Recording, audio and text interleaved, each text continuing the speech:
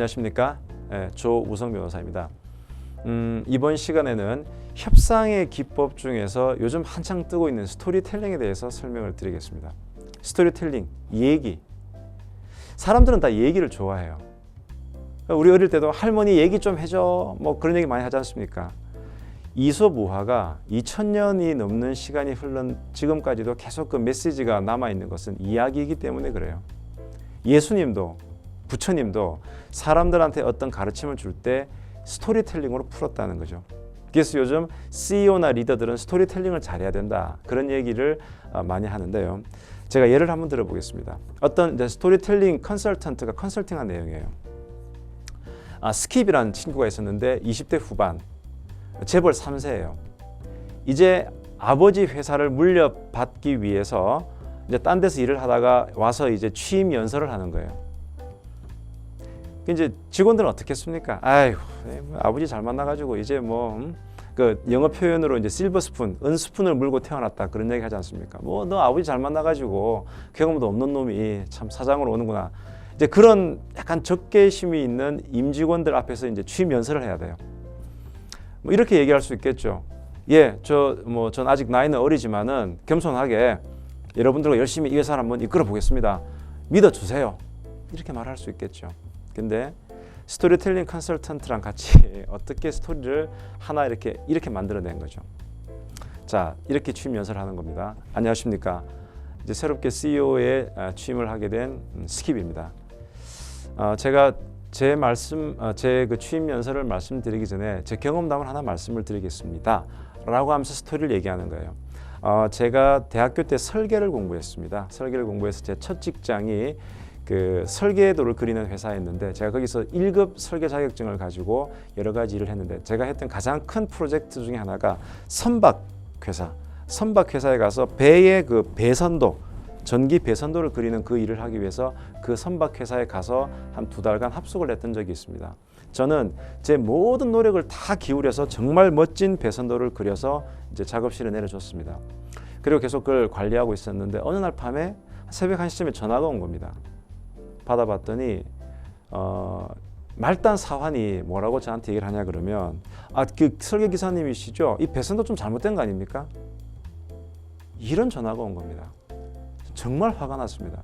제가 그 당시에 연봉이 10만 달러였는데 그 사환이 기껏해야 연봉 그래봐야 한 1000달러 될까 말까 한 그런 사환이 감히 저한테, 전문가인 저한테 배선도가 잘못됐다는 거예요. 제가 정말 화가 났지만 참으면서 그대로 하세요. 전화를 끊었습니다. 근데 한 30분 뒤에 또 전화가 온 거예요. 그 위에 이제 과장이라는 사람이, 이거 기사님 배선도 좀 잘못된 거 아닙니까? 전 또 화가 났죠. 이 사람들이 전문가 알기를 진짜 뭘로 하나 진짜. 그래서 그대로 하시면 됩니다. 전화를 끊었습니다. 한 30분 뒤에 그 작업 팀장님이 제 방문을 노크를 하셨어요. 그러면서 제가 그린 배선도를 가지고 오신 거예요. 전 정말 짜증이 났죠. 이 설계하는 분야에 있어서는 정말 저는 최고의 어떤 노하우가 있다고 생각하는데, 그 설계도를 쫙 배선도를 피시더니만은, 자, 이거 한번 보실까요? 순간 저는 얼굴이 너무 붉어졌습니다. 왜냐? 제가 왼손잡이인데 순간적으로 그림을 착각을 해가지고 왼쪽과 오른쪽을 바꿔서 제가 그림을 그렸던 겁니다. 만약에 그 그림대로 공사를 진행했으면 100만 달러 정도의 손해를 볼 수 있는 그런 실수를 제가 한 겁니다. 너무 저는 얼굴이 붉어졌습니다. 그러자 그 팀장님이, 괜찮습니다. 이렇게 실수를 그래도 이렇게 다시 고치면 되니까요. 너무 마음 쓰지 마세요. 그리고 제가 한 2달 뒤에 그 선박회사에서 이제 일을 마치고 나올 때 그 팀장님이 저한테 좀 애교 어린 선물을 주셨습니다. 신발인데요.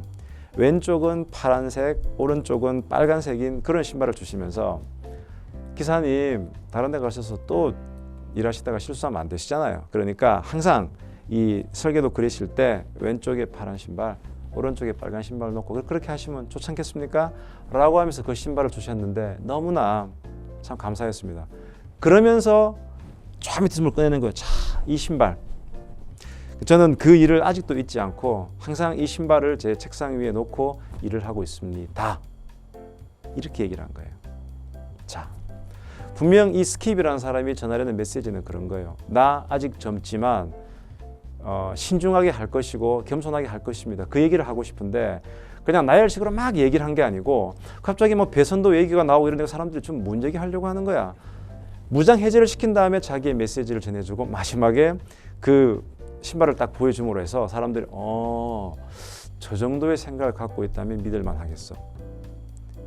자, 여기서 우리가 알 수 있는 것은 스토리텔링은 사람을 무장 해제시켜요. 또 실제 그 친구가 그런 일을 했는지 아닌지 사실은 좀 의문이에요.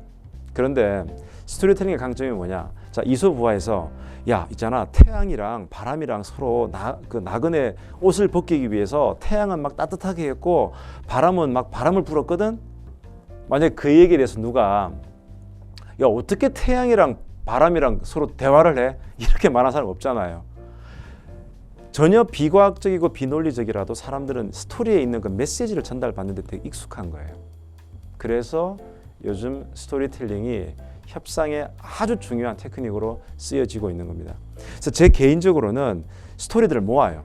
제 나름대로의 폴더가 쫙 있어가지고 보통 책을 보다 보면 다양한 스토리들이 나오지 않습니까? 스토리를 제 나름대로 모아 놓았다가 제가 누구를 설득해야 되거나 얘기를 할 때 자연스럽게 예전에 나폴레옹이 이랬다고 하는데요.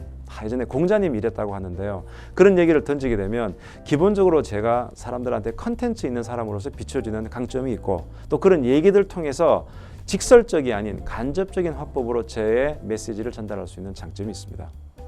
자, 리더가 되시고 싶은 분, 협상의 고수가 되시고 싶은 분은 스토리 헌터가 되셔서 다양한 스토리들을 자기만의 색깔로 수집을 하시기 바랍니다. 네, 감사합니다.